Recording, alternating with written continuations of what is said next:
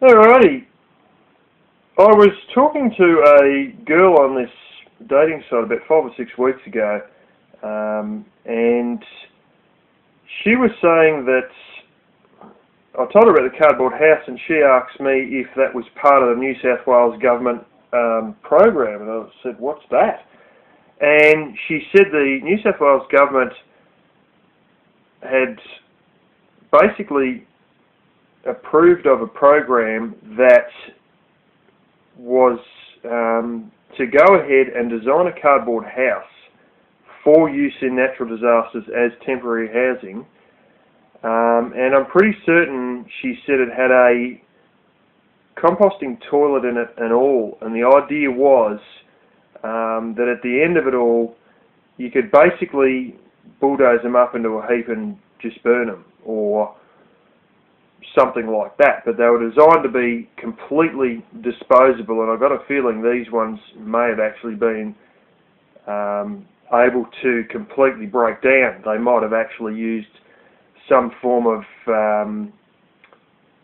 bioplastic coating that only had a certain lifespan. And there is actually, there's a relative of mine who's got quite a bit of this stuff that she gets sent down, and it's plastic cling wrap. But it's sort of a lot more twangy and a lot more stretchy, and it's actually bioplastic. And it only lasts for about 6 weeks, but if you had the right version of that, put a few additives in, you could probably stretch it out. But it's deliberately designed to only last 6 weeks. And it breaks down. I think it's a starch-based thing, but I've played with it and seen it quite a number of times, because she's right into it to the point she was almost thinking of becoming an agent for it. But anyway, that's a whole another story, but I never knew about the New South Wales government program. Apparently in poor areas in anywhere from Mexico south and also in Africa, they have houses they try and make shelters out of cardboard boxes, and there's actually a few of those on YouTube, and I'll put one in the description because someone else alerted me to this one. It's sort of a documentary on, or not a documentary, it's a footage of an African village, and it goes for quite a while, but in that, they said, look at this, and I was just seeing them walking around and whatnot for a few minutes there, and then boom, there's this blooming dome-shaped thing, like a dome-shaped hut with just a hole cut in one side, and you can tell the whole lot is made out of cardboard, all glued together, and it looks like as though they've all sort of overlapped one with the other, started at the bottom and then worked their way up to be able to, have one run off the other, much the same as weatherboards do. It's, somebody had a go at me with the cardboard house and had a rather strong opinion on that. But, they obviously didn't even take the time to watch the news in Australia, because otherwise they would have known about the one in Christchurch in New Zealand. Now, for those of you who might not know, in the States, last few years they keep getting earthquakes all the time, and they had one earthquake, and there were some buildings that, due to the fact that the people didn't really have a great ton of money just to go build another one, or the insurance companies were under enough stress at the time, there were buildings in the first earthquake that probably should have been condemned and demolished but weren't. And then when the second earthquake came, they went. And this church they've had a Japanese architect design it. And it's basically a whole stack of very large cardboard tubes stuck together with a waterproof coating over the cardboard tubes, and then they've mounted polycarbonate roof sheets and polycarbonate sides on it. It's almost completely roof when you see it, because the sides almost come to the ground. Not quite, but they get pretty close. And that's the idea is that if the roof's caving in on you and it's only plastic and cardboard, you might stand a chance if it does actually collapse. But that's all been approved, and everybody said it wouldn't go ahead, da-da-da. Hey, it's a finished building. It's there. It's got an expected lifespan of 50 years, what the lifespan actually turns out to be. is yet to be seen, but it's expected to last 50 years according to the Japanese architect. The other one, which you may have heard about, is and I mentioned this in the already existent Crazy Cardboard Technologies video, the bike that they're doing in Israel. I saw the earlier version of it and it was reasonably rough, and there's plenty of videos on it on YouTube, and they were looking for crowdfunding to improve it and sort of tweak it to a market grade product, you know, something that was a saleable product. And I have seen bits of it, of the newer version, and somebody writing it and whatnot. And yeah, they got the crowdfunding, they went ahead and they tweaked it a little bit more. It looks fantastic. It looks like it's made out of plastic or fiberglass or something like that. It really looks like it's just been come out of a fiberglass mold or something, because it's very glossy, very nicely done, and they've it's gone from looking a bit clunky to looking quite nice. And I don't know how far they are of getting that to market, but I think the expected retail price is around $60 or something like that. And they theorised that it was only going to take about $12 to manufacture them. But that, you know, is getting quite close to release. And the freakiest thing on that is the fact that it's sort of a belt drive, and it's actually a paper-based belt. They don't even have a chain on it. I tell you what, it sort of reminds me of the belts. It's got all little crinkles in it, like your ones on your superchargers for your car. But yeah, I tell you what, that's an intriguing device. So, you know, I just want to say that some people obviously don't do a cracker worth of research, or watch things like my video on already existing cardboard technologies before they start slinging out at something that other people have already done. And at the time when I started it, I thought it was a world first to find out when I basically had completed the outer shell and was about ready to put in the solar system and install the insides, no, there was one in New Zealand, and then I started looking in, and there's one here and one there, and there's been a couple made that only, you know, can't handle being outside.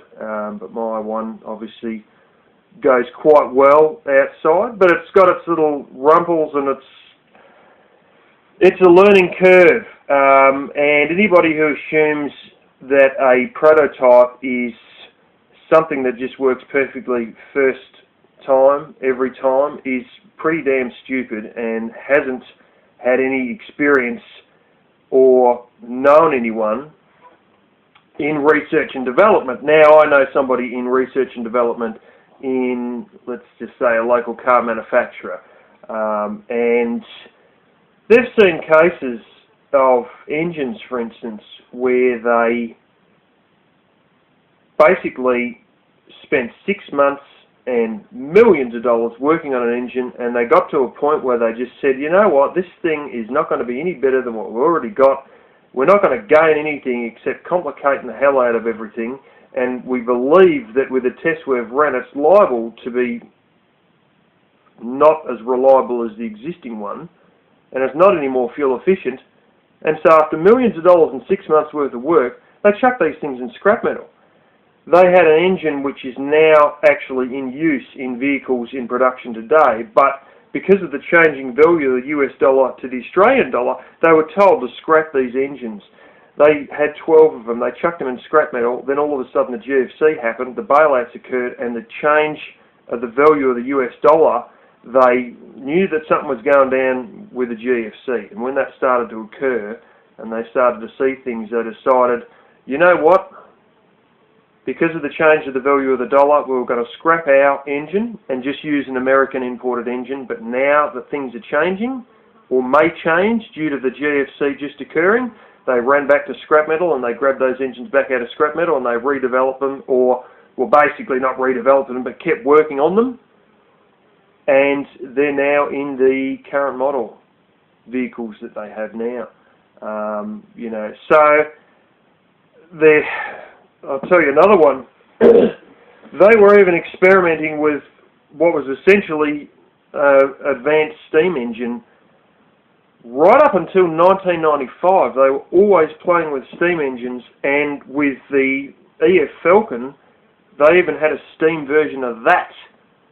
And I don't know if it wasn't sort of a multi-fuel vehicle or what, but that was where they basically let go of the steam engine idea, and they've been playing around with steam engines for the last 15 years, never released one with a steam engine, and in 1995 that was the EF prototype was the last one they played with, and you know, basically that was sunset on very advanced steam engines that we never saw,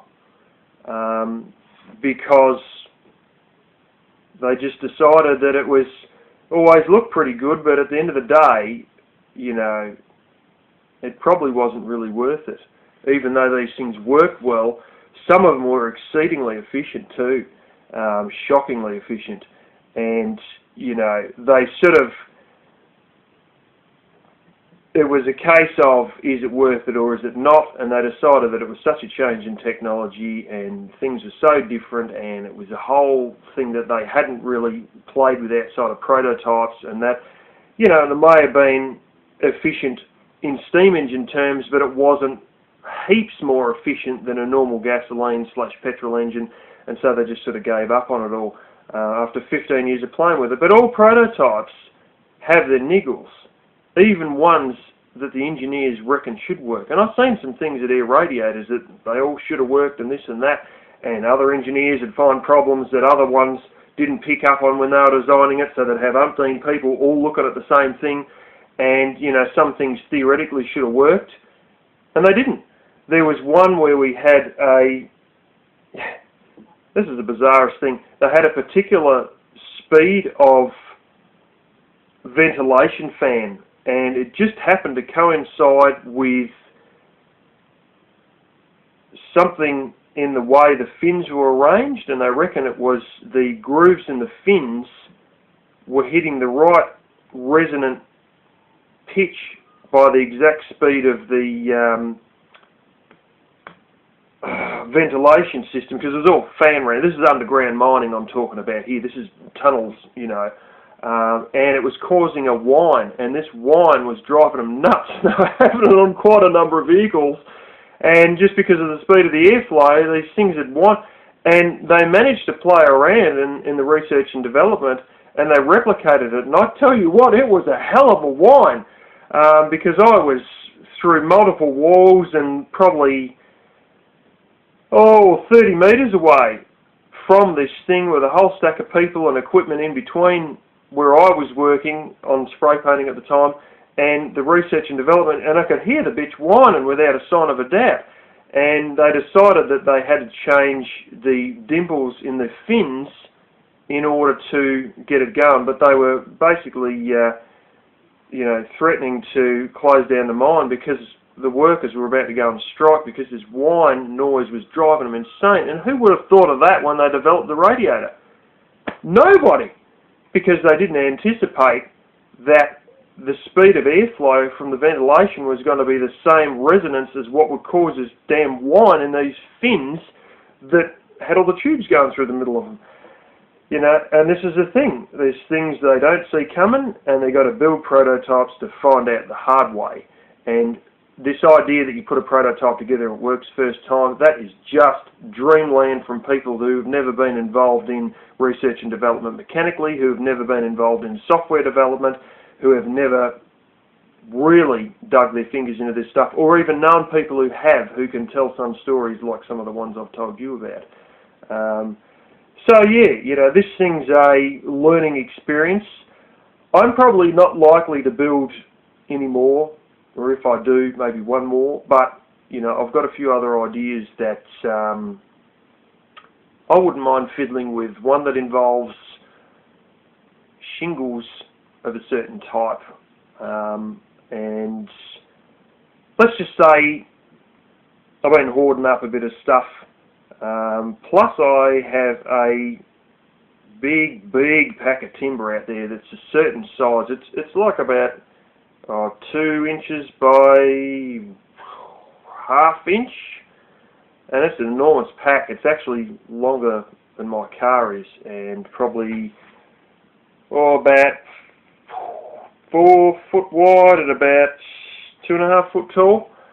And I may get to use that pack with this other house idea if I go ahead and do yet another tiny house in winter out of boredom or experimentation or something like that. So yeah, and that'll be something also very bizarre that I may be playing with or may not, depends on how I go for time and if I could really be bothered. So yeah.